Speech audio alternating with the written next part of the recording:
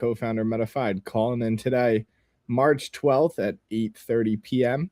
for a live supercharged event, as we'll be predicting the price of BTC. Good to see everyone out there. Thanks for joining in as they've been holding on for this wild ride. It was fun to hop on these calls because we like to do these usually during market open, whether it's New York, the US market open, or it's Asia market open, or it's, I don't really think any of us right now are doing the London hours, but as you can see, there's a ton of volatility and excitement going on. We're ripping. It looks like 4 consecutive candles on the 5-minute going up. One broke it up, but we could still continue to rip up. A bunch of good momentum. The 15-minute is looking hot right now too. Ooh, what is going on? We're up 900 in the last, or up $1,000 in the last 15 minutes. Yeah, I guess it's time to buy some Bitcoin for people. They're going to town. They're hitting up Mr. Bitcoin Man and they're saying, "Hey, yo." Hey, man. Yeti, I gotta send you this video from earlier that I sent to Lorenzo that I said it roasted me. You know the PTSD, that show, the crypto show that I was showing you? Yeah. They made like a 3rd episode. It's pretty good. I'll put it in the chat for everyone here. Cool.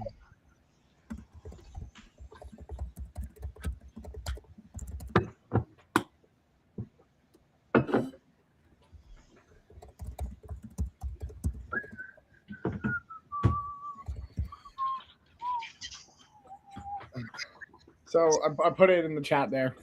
So check these out. The content's actually pretty good. You know, as much as you could think you could get out of a bunch of people joking about crypto. Is it infinite money glitch? Yeah.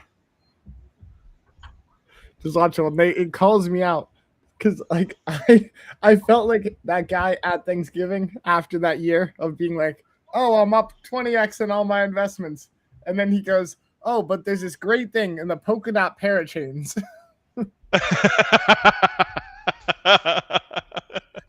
just felt targeted. They are targeting you. Yeah, it's just good because he sees his therapist, and she's like, "Well, did you take profit?" And he's like, well, I believe in Austrian economics, and I wasn't going to put my money into an inflationary system." He's like, "Well, did you take it out?"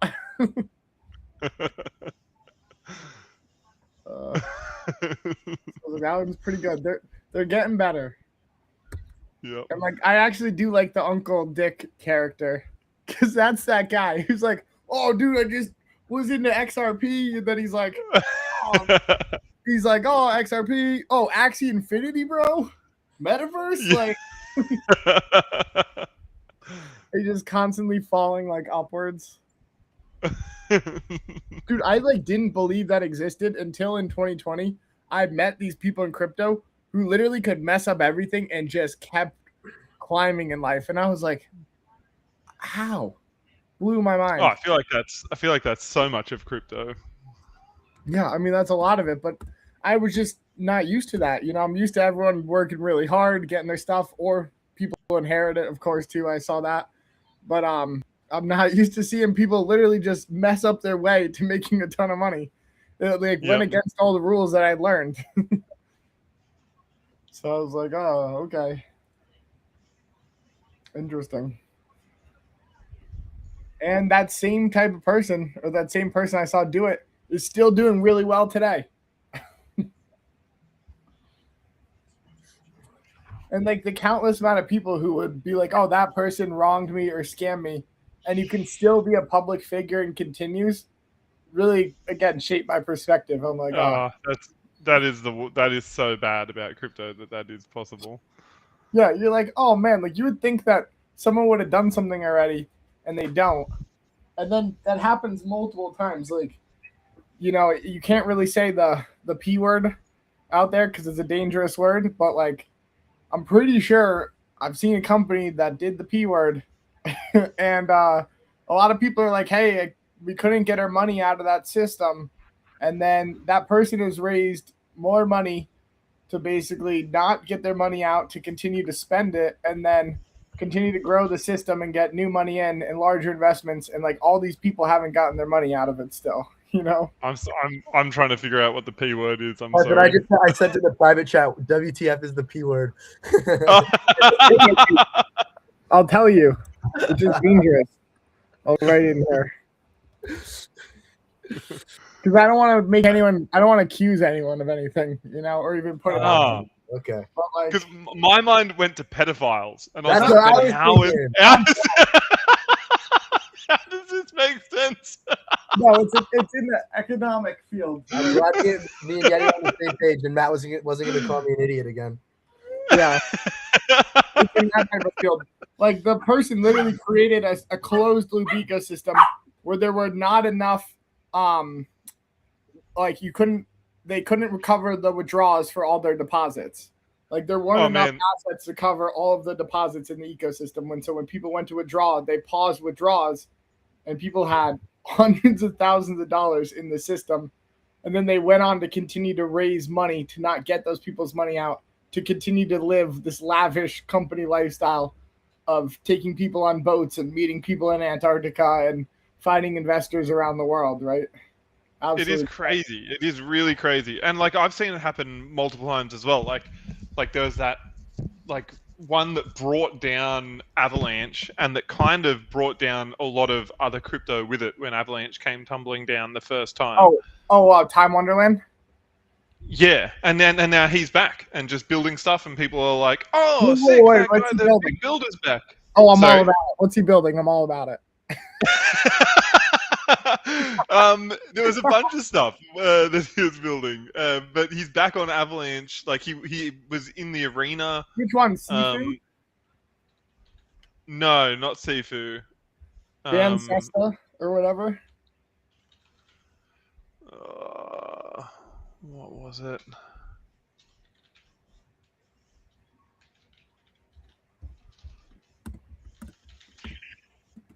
They joke about this in this third video. That's the infinite money glitch. So like the whole thing kind of It's Time Wonderland. Yeah, it's Time Wonderland, yeah. So that's great. Dude, that was crazy. Like I literally met people who went to Harvard who were telling me, dude, oh no, this APY is real. Like you should put your money into this. And I'm like, bro, you have an MBA from Harvard. Are you serious, dude? Like, no. He's like, no, I have all this money. Like, it's real. It's like all in my wallet right now. Like, I made so much money off this. He did show me pictures. He's like $14,000. I'm like, you. Oh, well, some people would have made bank out of it for sure. Yeah, you would have just had to pull it out, but everyone just was compounding. Like his $14,000 was still in there, getting the yield out because everyone was so greedy that whatever money you made, people were just throwing back and trying to get as much out as they could. Yep. So it was just a race. I mean, there were probably a bunch of hedge funds that were like, let's just keep taking some off the table and putting in more each time. And then once they 2x, they were like, all this is free money. Yeah. And they do that. Like there are a lot of hedge funds who were investing in different types of P words back then to get their returns. Oh my god, what was the goddamn name of it? Just like, and there's like Olympus. There was like a group of Time Wonderland.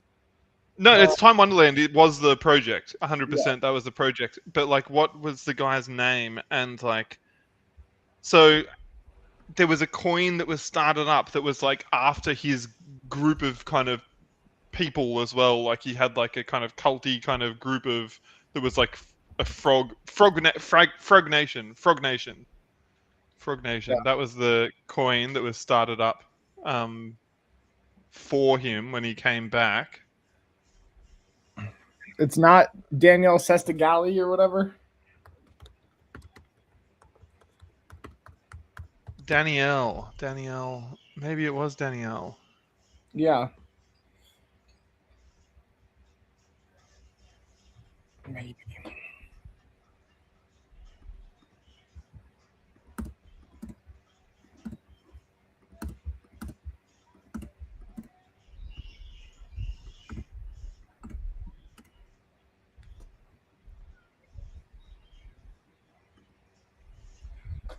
Terra Luna. Dude, it's so funny. Like, calling it meme was perfect. Like, what it's right, magic internet money. Yeah. Like, you couldn't get something better because it's like, okay, all these people have a fair amount of money, like, who are throwing into it. Like, they should know something about finance, something about, like, sustainable returns, like how practical something is and how maybe a Ponzi works. And they were like, oh, man, like, this thing is just magical internet money. like, I don't know how, but this black Just box. to be clear, $2 Matt meant pedophile when he said that. Yeah, he didn't say that word. Not at all. But it's like, literally people at the time, like, there were smart people who were like, oh yeah, I don't want to understand this crypto thing. I just get this magic internet money and it's black box. I send you $2, you send me $4, and $4 came out. So they're like, oh sick, $4 came out. Like, I'm just gonna keep putting $4 in. I'm gonna put $8 in, and they're just like, holy crap, I can't believe it's happening. And they're like, oh, it just must be magic internet money.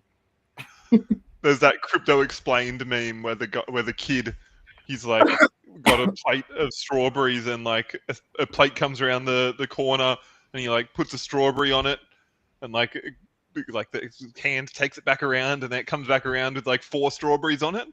And the kid's like looks at it and he's like puts more strawberries on it, like gets taken around. There's like heaps of strawberries on it. He puts like the last of his strawberries in there and gets taken around and then put back around empty. Like, ah! It's totally that. That is crypto. It is, man.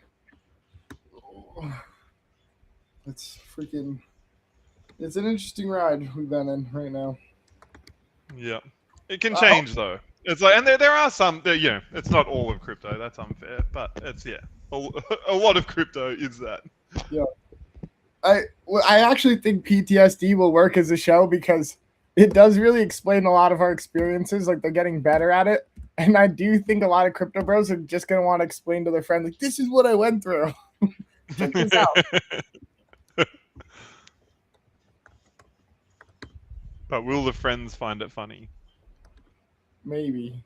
If they like Rick and Morty, they might, since it's just kind of a similar style.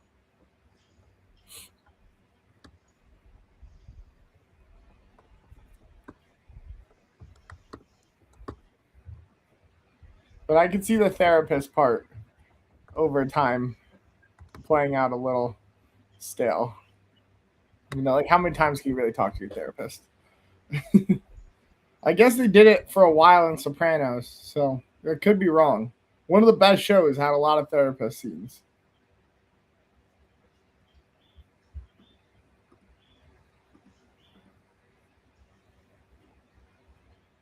Ooh.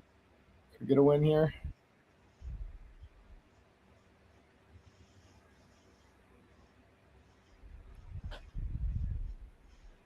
Oh. Nice job, Kong XB. It is, I think, pretty sure it is the Daniel Siesta guy.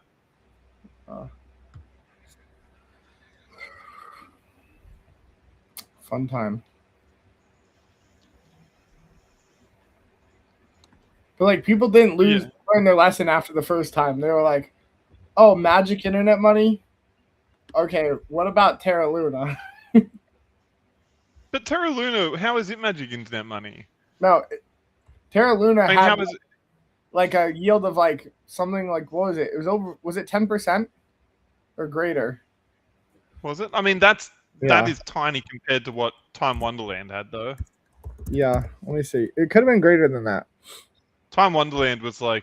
properly It was ridiculous. 19.5 to 20%. That's what it was. It was 2 times what everyone else was giving out there. Everyone around that time you could get 10%. Yep.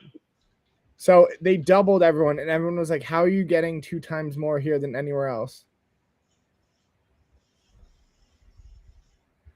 And they literally marketed it as stable yield.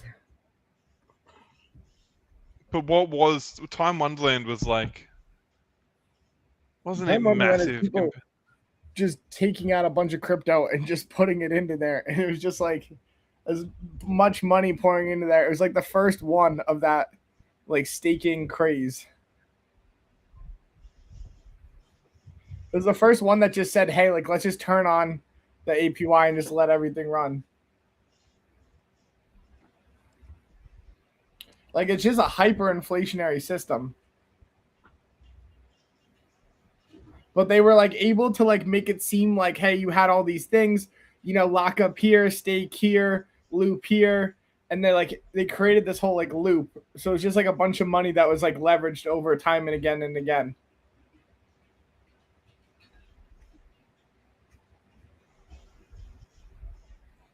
Which they wrote the book afterwards for like staking.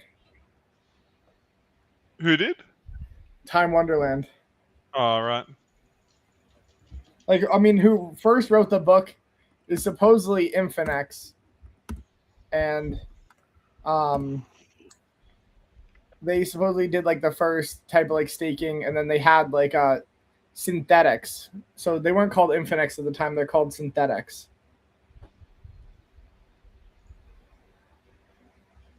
And they supposedly started DeFi Summer.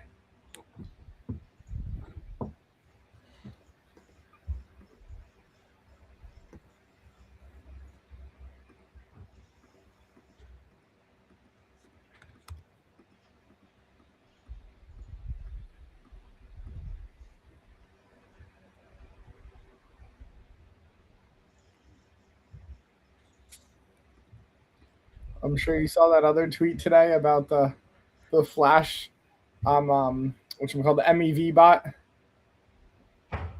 that took out like crazy like $29 million like Flash loan to front run this $50 million transaction. I did on Aave. Yeah. Yeah, what the hell was that? Everyone's like, oh man, like why? I can't believe someone front run that and they got $30,000, blah blah blah. Like it was just a bot that took like a Flash loan, basically brought the price up. But they're like, oh my god, it's so terrible that could happen. But like my thing is, what freaking idiot is screwed $50,000 in one transaction? No, like 50 million. Yeah. Like That's what I read. It was I read 50 million, not 50,000. no, I mean 50 million. Yeah, it is 50 million. Yeah, what a loose unit. Like that is like so loose. No, but like it makes no sense. Like anyone would have just T-wopped it in. Yeah, surely. And it brings up a warning saying like don't do this. Like you're gonna get front run, basically. Like it's like your slippage is gonna be massive, and it's like. And so everyone's like complaining, like, "Oh, I can't believe like that we have that in the ecosystem." But I'm also like, freaking shame on the person for sending it. Like that guy has. I feel like it has to be a gimmick that it was done by like do for anyone. Sorry, but what would that do for anyone? Like just as some advertising for Aave. I feel like I guess any publicity is good publicity. I'd be like, yo, screw crypto, man. Like I'm an institution. No, what I think is like there's actually people who have no clue about crypto who have a fair amount of money. And I think someone just told him he needs to do this, and like he's just way too wealthy and really doesn't think about it. And was like, okay, and just like click the button. Like the $50 million, they must be like worth, I don't know, $1 billion, or maybe like a couple $100 million. Like it has to be not that significant to do something like that and not double check it. But I mean, people that are worth that amount of money don't have like $50 million cash on hand to put into something. Like that's like, yeah, that is like to be like that, to have that amount of liquid. Like like very few people worth $1 billion that have $50 million liquid. Yeah, you're really caking it. Like, yeah, so I think it has to be a bit. It has to be a gimmick. Well, yeah, my other thought is it's kind of sketchy that it was just like a wallet that was never used and just something that was sent from Binance. So like it came from like Binance off chain because that's the beauty of Binance. You could do transactions behind scenes and no one knows what happened. So like it probably came from Binance off chain and then went to a new wallet. That person received the money and then they were trying to do something with it. Or maybe someone who Like- just wanted to transact for the first time on the new wallet, but I don't know. Possibly it's someone selling the MEV bot. I mean, that's great marketing right there. And doesn't cost you a cent, really, because they're Aave refunding the 500k fee.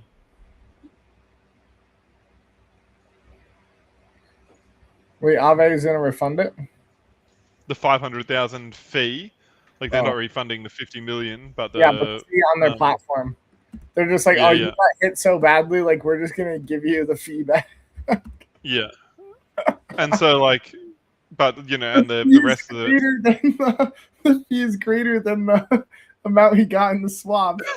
so much more than he got. He got nothing. Like he got nothing out of it. Oh my god.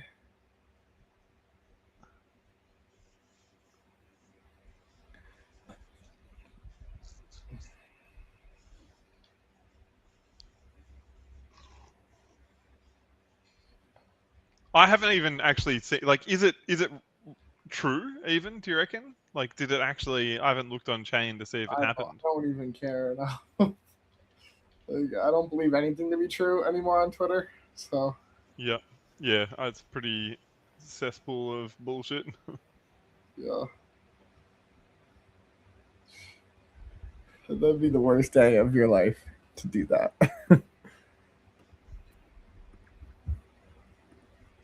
Yeah, you're right. It does feel weird though.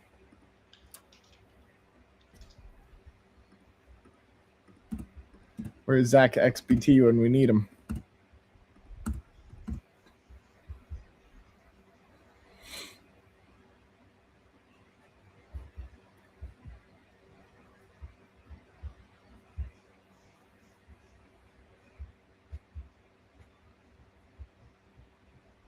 Like, so the thing I'm reading is like a quote post by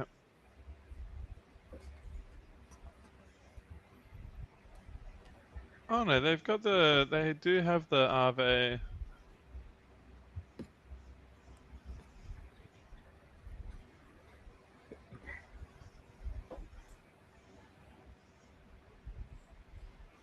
So yeah, you want to hear something funny? Yeah. So I last night accidentally predicted the partnership between Palantir and Polymarkets before it was released this morning. So last night, No, like, it was released. I saw that a couple days ago. that was already wasn't- released a couple days ago. I read it like 2 hours, like this morning when it came out. It said 2 hours ago. You're right. No, I read that definitely like before, like at least before Supercharge last night, or your this morning, because I didn't check anything on Twitter after that, and I already know about it, and I haven't read about it this morning. Haven't seen it anywhere this morning. I'll look where, but I'm pretty sure it was like No, I see 24 hours ago. I see one from 3 days ago, the latest Yeah, one. yeah. So it must have then tapped into my subconscious in a way. But like I was making a joke because I didn't remember reading this. I was just joking about, oh, if you want to get acquired by or like get an investment from like Peter Thiel or like Founders Fund, I was like, you need to name your thing after something in Lord of the Rings because it's like Palantir, and then he also invested in Andril or whatever, the Palmer Lucky's company, like who does all tech, which is another reference to Lord of the Rings. So I was like, oh, like that, if you want to get an investment from them, that's what you have to do. And like Palantir is like referring to like the all-seeing, like power eye, like you can, predict everything and predict the future and stop things before they happen or whatever. It's such a villain name. Hey, it's like the black like villain It orbs in it. Yeah, is. it is such a villain name. It is a villain. He is Peter Thiel is a proper supervillain. Yeah. Well, he is. And I definitely agree. It's a villainous name. It's definitely rightfully deserved. Yeah. I had made a joke though. I was like, oh, like you need to name your thing like Palantir, like Poly Markets and Palantir together. But now it's not as funny since I saw that it came out. It must have slipped into my subconscious then.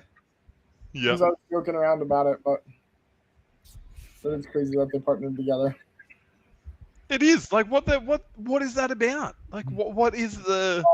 It's the first thing is okay. First, you build the prediction market, which allows people to do fraud, expose insider information and manipulate markets. And it creates a whole new medium that goes beyond sports betting. But I guess they're like saying, hey, since we're not fully accountable for all sports betting, all these other platforms, they have issues too. We could partner with them and start trying to regulate sports betting across all 50 states. So they're saying, hey, like we're trying to help people. This is a start in the right direction for stopping people from manipulating sports betting. So we're going to use Palantir to detect any anomalies and try to, prosecute them. Which it's not just going to be sports betting. Like sports betting is the Trojan horse. Like really, it's still a partnership for the whole organization. What I think they're really going to be monitoring is like the elections, other political events, defense related stuff. So like in the future, like that guy who put $100,000 of when we were going to bomb like Iran, or whatever it was, like you could find that guy and be like, okay, who did this? Who's leaking these secrets?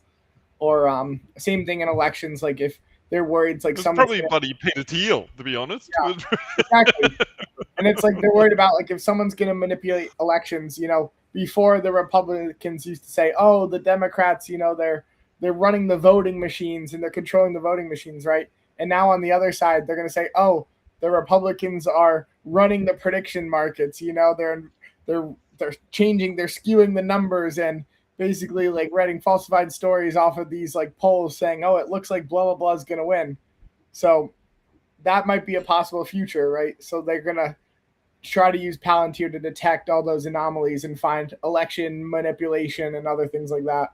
Because like they're also worried how like foreign countries could come in here and then place positions on a certain candidate and then sway like public perspective. But surely, like, I know in Australia that you always want to seem like the underdog. You want to seem like the second most popular is like your best. You never want to look like you're, because Australians like massive tall poppy syndrome. I've never heard that one. It's a good one. Yeah. Explain what you're gonna say. What does it mean?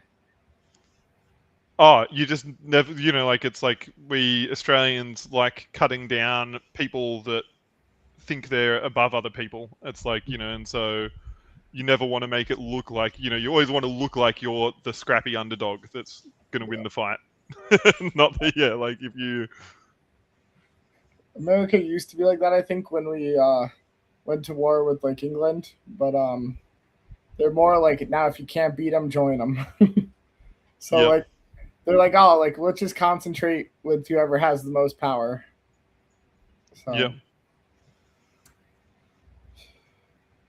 yeah, I definitely saw it make a difference. I think in New York, when Mandani had a really large lead, it shifted the conversations around, and everyone was like, "Oh, look how much he's winning by! Like he's gonna win. It's gonna happen no matter what." And people are really confident. You're right.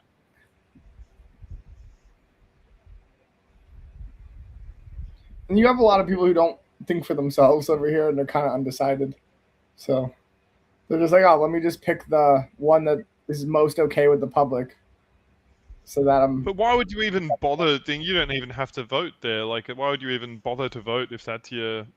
I mean, those people don't vote, but like, what they're telling people is that they're doing that. What people are saying and what they're doing are two different things usually. Yeah. But like, they might not be voting, but they might be just telling people that.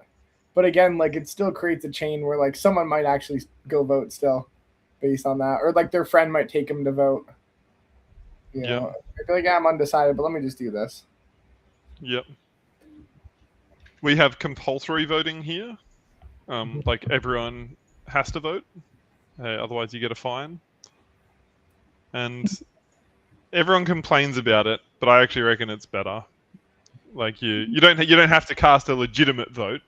You just have to show up and get your name marked off. Like if you really were like, I don't want to vote for anyone, you can just fuck you on the ballot and put it in, and it doesn't go to anyone. You can do whatever you want once you've got it. But you have to go and get a ballot paper and go and put that ballot paper in a box. Interesting. But I'm in between on that one. I don't know if I would like that one though, because yeah. Like, I don't even want some of these people to show up. Like, like some of the crazy people out there who can't like be in a grocery store. Yeah, but it's the crazies that always seem to show up. You're gonna be sitting in line, like you gotta wait 2 hours, and you're gonna be behind like the crackhead who's like taking off their clothes.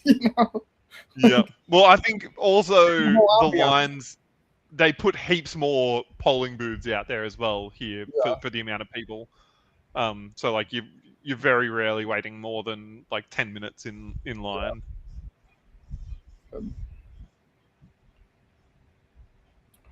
It's better. Like if you went at absolute peak time, you might be waiting like half an hour. Mm-hmm. How long does it take to wait around here, Matt? I've never voted or anything. Depends. Like if you go with you can walk in and be like 5 people in front of you, or you can walk right up. But if you went like when everyone got out of work, you could wait 30 minutes maybe. Still not bad. But like we have a smaller town. Some people could wait like 2 hours. Some people could wait longer than that too. Yeah, I've heard horror stories. So if you're in a city, yeah. Yeah. And then that's part of like how you deter votes too. Like longer lines.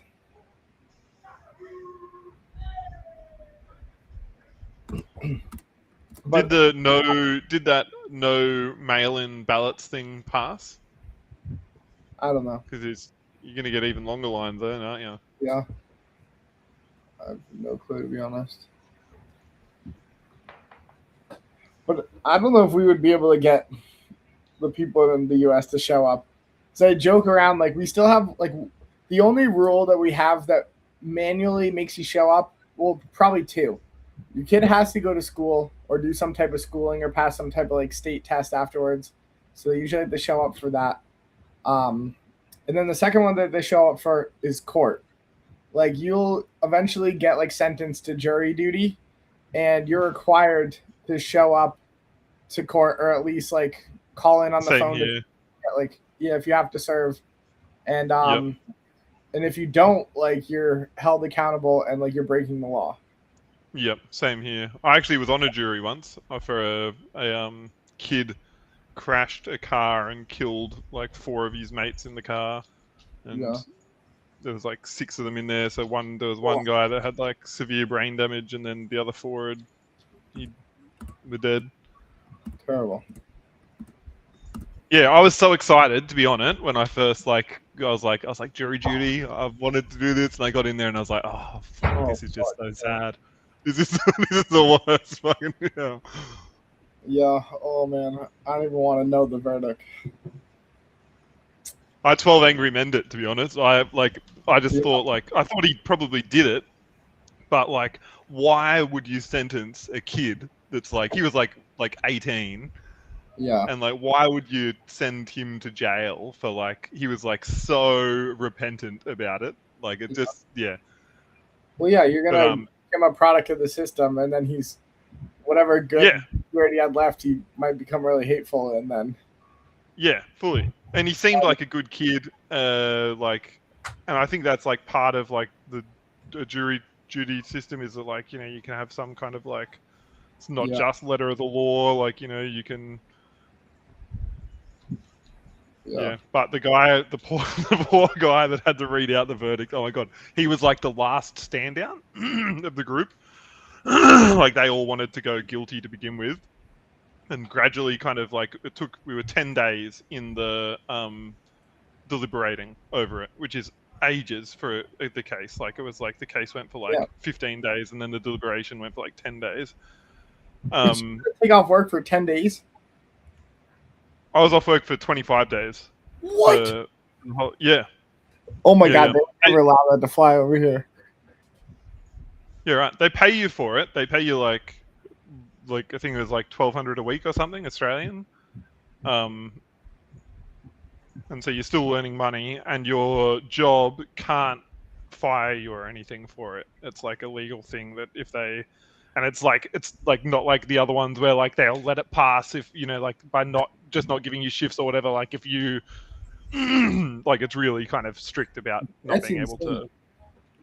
to. Like, I mean, like that. I just can't imagine like having to spend that much time there with those people. Yeah. Like that's a real job. Like that's like Yeah. service anymore. Like that's a small project. Yep. Like, what? Damn, dude. I've never heard a story like that of anyone doing it that long. Yeah. I'm gonna ask around more now. I've heard of stories where people are in there for like 3 months. Yeah. Guess I've just never met anyone as unlucky as you.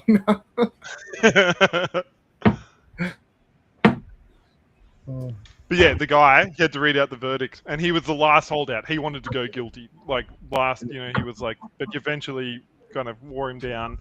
But he was the foreman. He had to give the verdict. And he got up, and he gave it. And the families of the people that had died were like, murderer! At him, for some reason. And he just like went like completely white in the face. He's like, poor guy. Like, he didn't want to do it. He didn't want to and he had to read it out, and just got absolutely hammered by the people in the crowd. Oh my goodness. Oh, so hard. Terrible. Yeah, but you know how I always reference Lorenzo's generation? Funny enough, we're actually in the same generation. I'm just like the top of the Are you? generation. Yeah. Like I'm the What generation are you? Gen Z. I'm technically the oldest Gen Z. And it's like embarrassing because I don't associate with Gen Z. 97 to 2012. Yeah, right. Yeah. And I'm 97. I'm a millennial, which is really disappointing. I thought I would be before a millennial.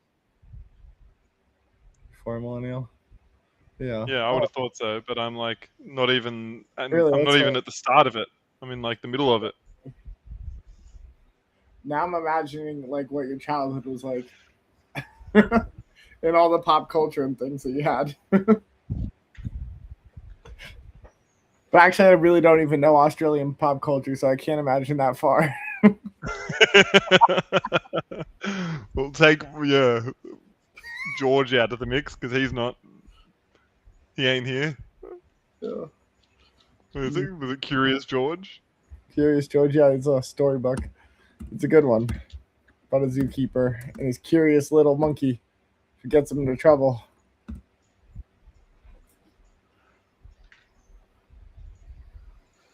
Yeah, but the thing I was going to say is, like, I don't think you can get the younger generation to show up for court anymore. Like, you can't even get the younger generation to answer a text, an email, or a call. They go to jail if they don't come, though. I know, but they don't, like, I don't think they understand that. Like, they're just so used to, like, being, like, unavailable, like, being able to ignore things, being able to go, like, I don't think like that's like real reality for some of these people, and I think it kind of like hits them as like, oh man, like these people have no accountability. Like you see some of these people and they're just not responsible for anything, and now they're like, oh wait, I got to be responsible for something. Ugh. Let alone responsible for someone's life.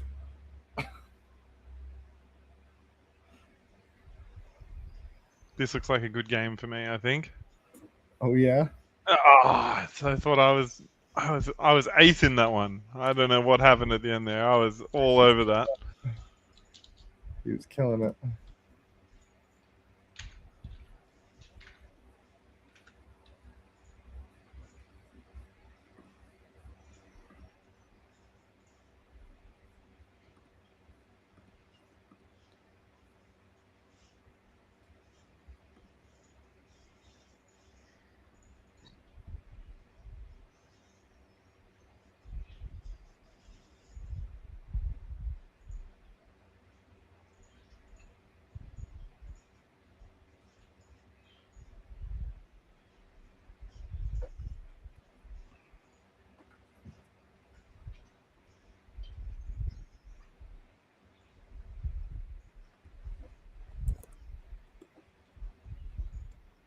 So what's your favorite AI now, Yeti? It's still Cursor? Yep. Yeah. I haven't so it's got access to the new GPT model, but I haven't tried it like in isolation yet. But Cursor, like, it gives you access to all of the kind of latest models. It uses Claude, it uses GPT. That's sweet. I like that. Dude, that kid Roy Lee did a pretty good job of like marketing those like AI assistants. Have you heard of the company Cluely? No. So kind of like the mainstream like AI assistant tool, just clean interface, easy to set up. You could use it to set up your meetings, do your sales outreach, collect emails, things like that. And the kid did a good job. He realized everyone had the same exact thing, so he leaned all into crazy social media play and got his billboards up there and things like that. And then later on found influencers who already had really popular content in video, but these were kind of comedians. And then he used the comedians to make skits in their office and kind of blended the advertisement in with the skit. So it felt so natural that you just wanted to watch it. And he did a really good job growing this company. I mean, just so what do they do? It's probably just a ChatGPT wrapper that is an AI assistant. So if you're doing sales, if you're doing sales and you want to be oh, let me scrape a bunch of emails, let me put together a message, find something personal in it, and send it out to them. And let me organize my calendar for the day, and let me put a follow-up message in there or something like that. Or read my emails and make sure all of my events get scheduled in my calendar. So just a simple AI that, a lot of people can plug into and just help them with their daily life. Not one to ask questions, but, with their daily work life. Yep. See how much they're worth. We had the early precision pot go, but I didn't see where it went, when it went. But obviously someone took it out. Trying to just find where. Oh, someone got a 21X. I just saw that flash up, but I X'd out of it straight away because I was trying to find this thing. Who was it? Inumi or Niumi? Niumi and Inumi. Yeah, All right. Oh, great. Niumi.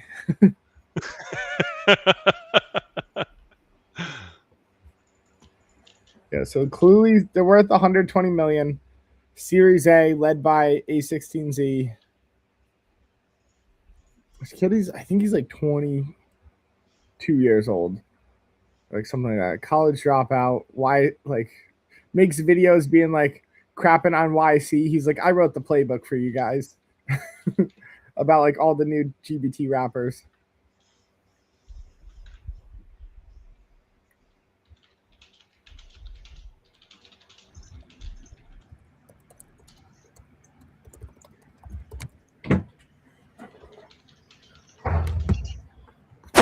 Oh, I won 18X.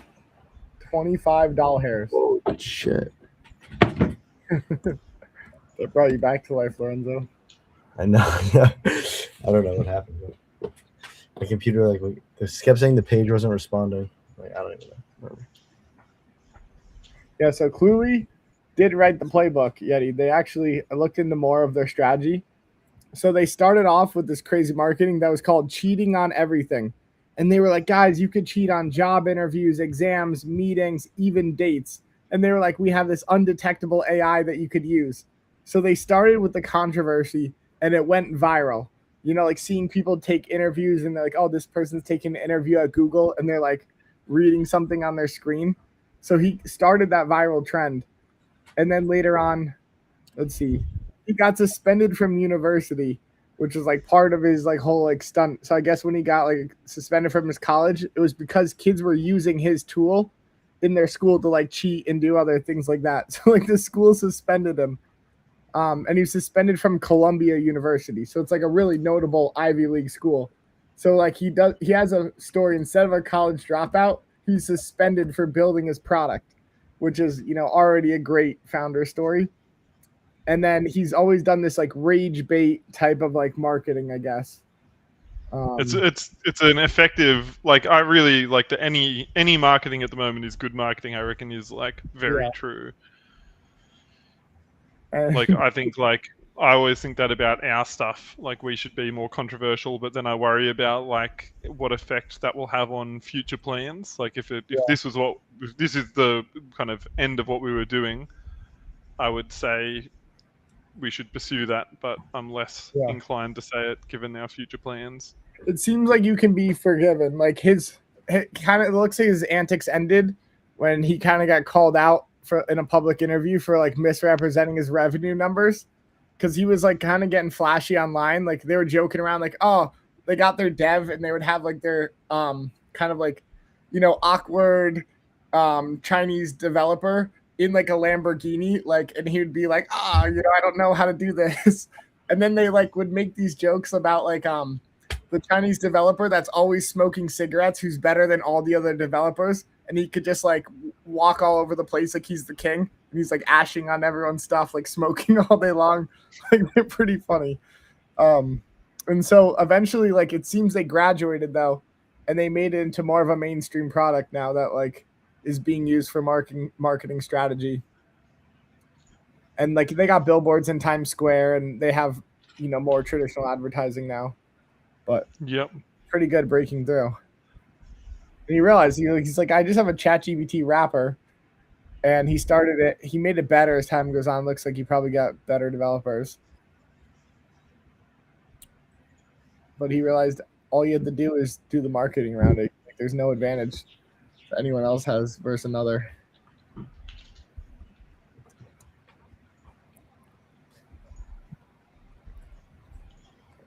Just hit another lock on Polymarket. Nice. You got your glasses on? That's like serious mode. Yeah. You're up on the screen for everyone to see accidentally. Hello, everyone. Miyumi again. $20. Miyumi. You see the one I sent you, Matt? The updated version of what's it called?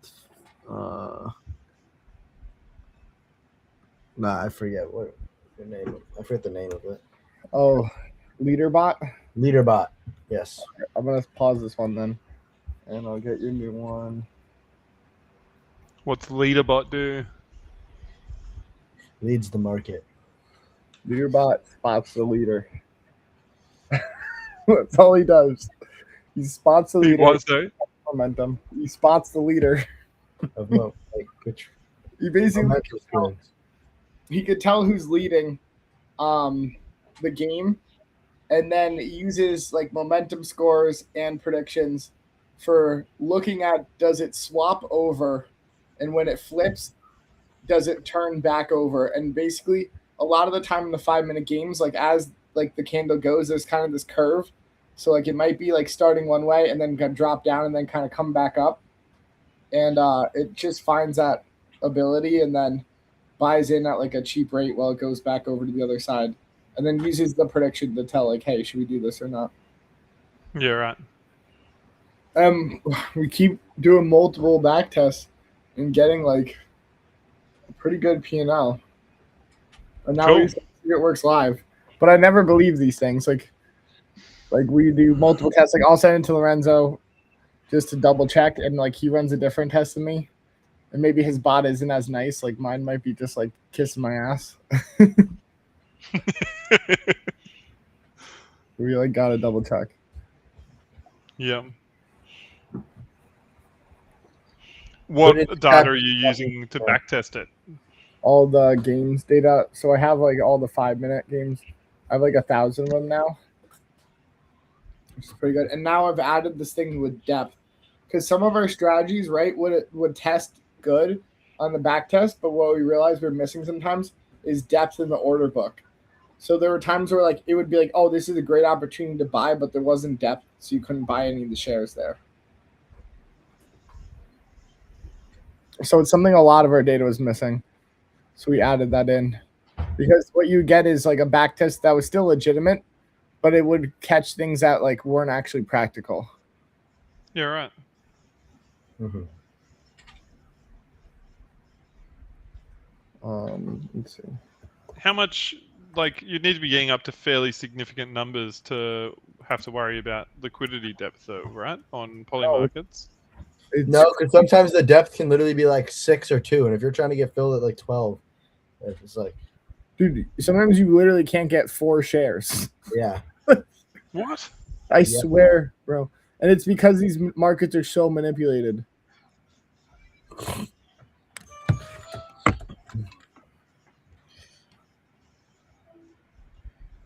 Like there was a time to at 9:18. So this 15-minute game, 9:18, up was at 69 and down was at 32, and the up depth was literally 1. And that's just in the middle of the game.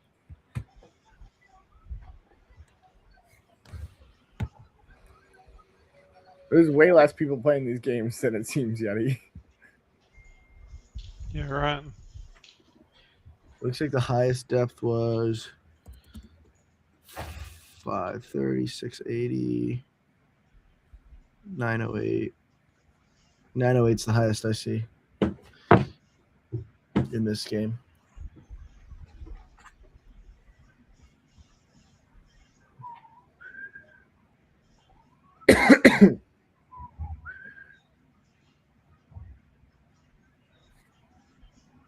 What? Dude, my thing says to not run yours. It says you significantly loosen parameters that will make me lose money. Well, then have it back test. This is what we were supposed to do. We are supposed to back test the back test to create a new one. So then get mine to be like, yeah, this is good. Now it's like, no. It says your P&L is fake. AI hates you, Lorenzo. Really. No, It's roasting you even when it's roasting you not on Matt's hosting me, it's account. Matt's bot. I didn't do anything. He just said he did. He said like your P&L's fake. It's you. You, dude. If it just said that the P&L's even more, you'd be like, oh my god, it says my bot has more P&L. Your bot is lying to my bot. He's just saying negative. It's like your AI hates you. Dude, your AI is lying to my AI. Dude. I can't win. They're in a game of cahoots. They're in a game of cahoots right now. We got to figure out who the traitor is. One of these AIs. What'd you do? What'd you ask it? Like, is this accurate? Like mine, like the way I had it, like go into plan mode and go tick by tick. Like I can verify every game that would have been. It gave me a line of code, and then I can put the parameters in the game number and the game ID, and it will actually go in and tell me if that game was a winner or a loss and what happened tick by tick. So, what game does it say? Tell it what game did it say lost? That it says won. It just says this will trade almost every game, including the choppy ones that are coin flips, and buy at higher prices with less time. And it's like stick with ours. It just keeps saying that like this is too loose now, and no configuration. All right, I'll run it. Spread. Run it right now.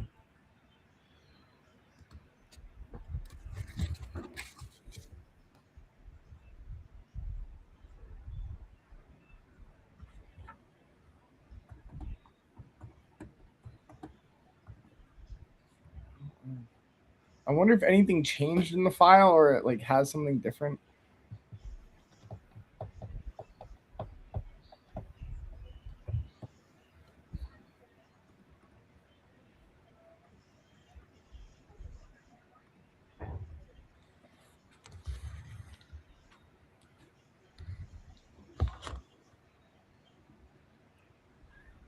Okay, ready?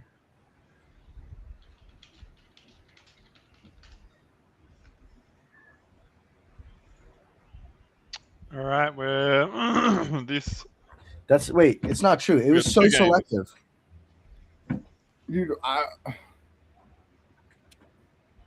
I'll try. Like, I'm gonna go to my downloads and try to drop it in. I'm gonna tell it to do this exact file. Hold up. I didn't even ask my ChatGPT, and it says that you're both morons. Yeah. It knows. It traded 824 games of how many were there?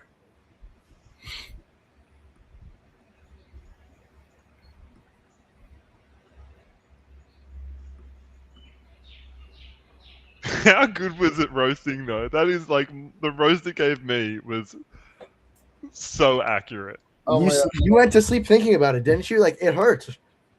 No, I didn't think it hurt. It was like I would have already No, said it could it. Like roast I you would have. further. Like, you kind of ask it to get more intense, and like I kept going, and like some of them I was like, whoa. Oh, I'm gonna. I just was like skipping over bits. I was like, "Yo, I'm not reading that on stream. Like, are you kidding? That's a meme." I don't want to know that. Yeah, I had one of those too. I was like, whoa. You know this response, like, "Oh yeah, screen share when you ask it." Like, no. Yeah, I was like, whoa. Like, that's just sad. Nobody wants to hear that. It's not even funny.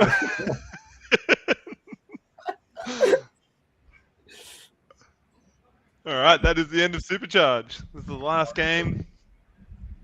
Good game, everyone. Let's see who wins. It sounds like AI bullying is already a thing.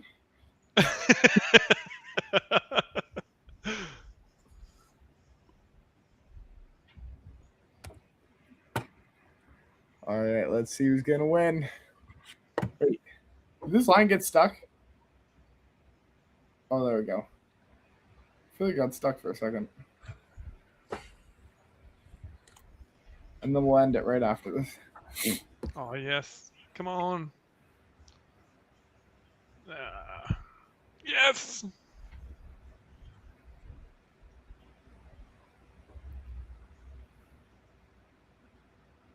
Oh, that looked good. Did that look good to you? No. Yeah. What? What happened? All right, good game. All right, Good I'll game, see you. guys. Take care, guys. Bye-bye. Peace.